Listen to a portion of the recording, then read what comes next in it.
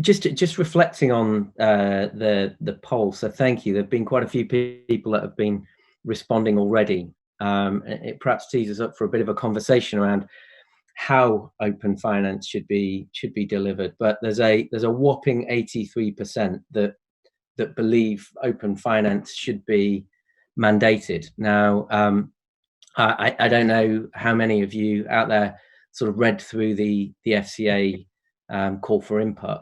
My personal perspective, it was a really well constructed call for input and discussion paper, and clearly they're trying to think through what is the right balance between taking a regulatory approach to create a catalyst for the market and make things happen, whilst also looking at how do you create the right market conditions for the ecosystem to grow and thrive.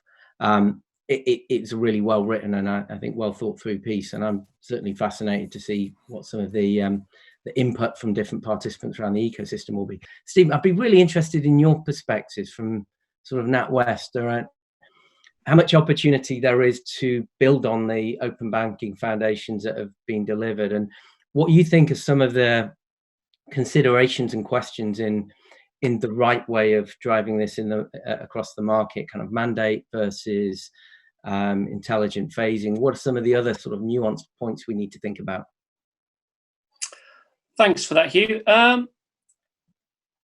For open finance to be successful and to benefit consumers, third parties, it needs to be both regulated and standardized.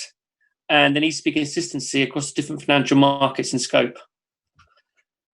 On the question of whether you mandate this or not, I think there's got to be a mixture of both, because I think the danger that if you mandate everything, one, you don't actually address the use cases that either consumers or third parties actually want and where there is value.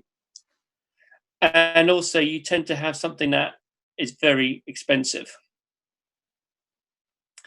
And if you kind of look at what we've done in open banking, and I think the collaboration that the OBIE have kind of created across industry, and it's the first time you have that daily contact between banks and third parties, consumer groups. We've actually achieved an awful lot, I think, over the last 3 years. And I think having a kind of implementation entity model for open finance would be hugely beneficial. What I would expect the FCA to actually focus on from a regulation point of view is looking at the authorization of third parties, liability model, dispute resolution. I'm not sure as a consumer I would be happy with anybody having my data. I think I'd want them to be authorized by somebody in some way and then kind of assured. You also need to kind of look at the liability model, and you want to have consistency across the markets, because consumers are going to get very confused if liability or dispute resolution in banking is different to how it is for insurance or investments or pensions. So it's hard to get completely the same, but there does have to be some commonality. And I think you've also got to work with the industry to come up with a delivery plan that works, and maybe prioritize it in terms of where you look at product information, read information, write information. And the last point I want to make is really around having a model that is the right level of cost, because I think there would be a concern, especially when you look at some of the other markets and providers. There's some quite small people out there. They are not going to have the kind of delivery capacity of NatWest, Barclays, HSBC, and even NatWest, Barclays, HSBC. I mean, those were colossal sums of work. So you do have to bear in mind, if you want providers to join this and providers to share data, and the only way this works for consumer is you have as much of the market as possible, you do need to make sure it's proportionate on a cost basis. Yeah, and it's an interesting point. I've seen sort of in other markets around the world as they've been thinking about this move, some slightly different tactics. I was in Brazil last week and talking to the Central Bank of Brazil, and they were looking at a model really trying to balance this regulation versus market encouragement. And they were looking at a model where a certain proportion, the biggest players were being mandated. Well, this is still to be confirmed, but being mandated to deliver APIs. The rest of the market, it was really reciprocity. So for them to also participate and connect to other APIs, they had to provide APIs themselves. Do you think those sorts of initiatives are worth thinking about as we move to open finance, or is it just a question of everyone should be mandated? I think it's a basic human right. Everyone should be mandated. It's actually my data. It's not anyone. It's not all these companies that have got the data. It's actually my data. So I don't really understand why we're even debating this, to be honest. I think the FCA and the whole governments worldwide just get on with it. Just, it's my data. I need to be able to access it and do what I want with it. It's my data. It's not the banks or the insurance companies or the health providers. It's ridiculous. It's the wrong way around. And Shefali, looking at your face, you look like you agree.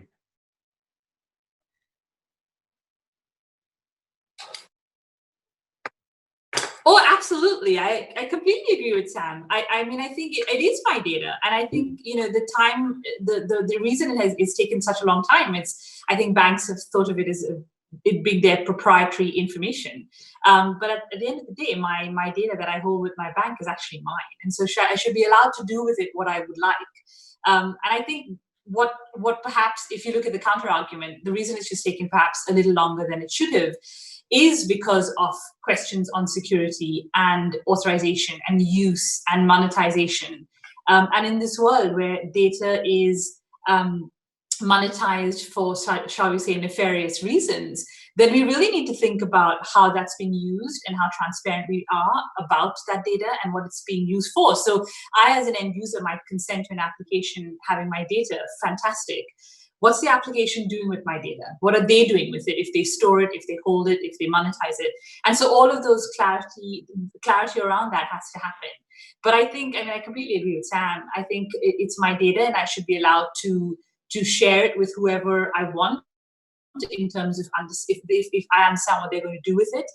Because I do want, as a consumer, better products and services and a plethora of options of how to use my money and save my money.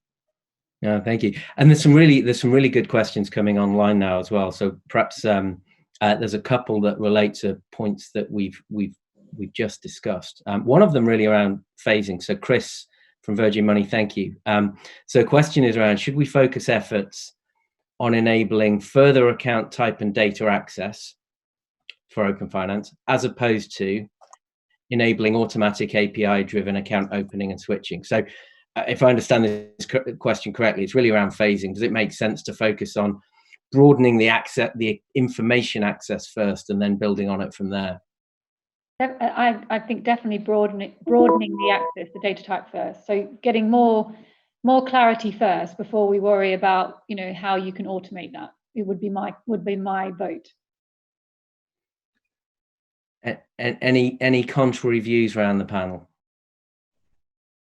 No, I was just going to say that, no, I agree, because I think as you get into open finance, the amount of actions that you can do, if you look at payment initiation as an action that you can do under the open banking, it really sort of becomes almost limitless. So you're talking account opening, trading, all this, the millions of different types of permutations that a trade can have, these types of things. So it's a huge scope of work. So it's probably, from a delivery point of view, you want to take it in chunks. And is the success of this dependent on a move to more of a premium API model? Now, I imagine there might be some different views here, going from the perspective of consumer data right. This is my data. I should be able to have access and move it anywhere.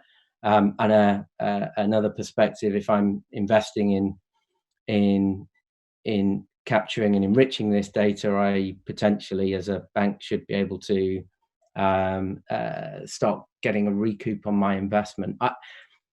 What are the views on this? I mean, who's got a particularly strong view on the commercial aspects of this this broad open finance aspect. Hugh, isn't the question a bit kind of invalid in a way? Because if the poll has suggested that 84% say that it should be mandated, if it's all mandated, there isn't going to be much space to have commercial APIs, because everything will be specified in regulation, everything will be mandated. Do you think that's right, Stephen? No, I don't, because I think if you look at what we've delivered in open banking, only a proportion of the APIs are used, and they're used frequently, but we've built a whole load of services that haven't been used for last year. You speak to third parties and they don't intend to use them, or they might down the line. But there's other things that they come to you and say, well, actually, if you had done this or could provide this, this would be really useful to us. But that wasn't in scope of the regulation. So there is a danger if you over-mandate of unintended consequences regarding what data you get and how useful it is to you. Yes, and I agree, Stephen. We believe that the citizen owns the data and should control, and the right to authorize and mandate that data comes to us. But one of the biggest challenges when the data does come to these organizations is the categorization and the usefulness of that data to ingest it and make good use of it. So it's one thing having the API, but if you do go right down the mandate route, you need to set standards in terms of the formatting of that data as it comes out. So it might be that the APIs aren't being used because the data is not useful, because it's not categorized or in a shape that third parties can use it. But I think it's a combination of legislation and a combination of open market, because totally running a mandated system from end to end, I'm with you that where would the innovation come and the differential come?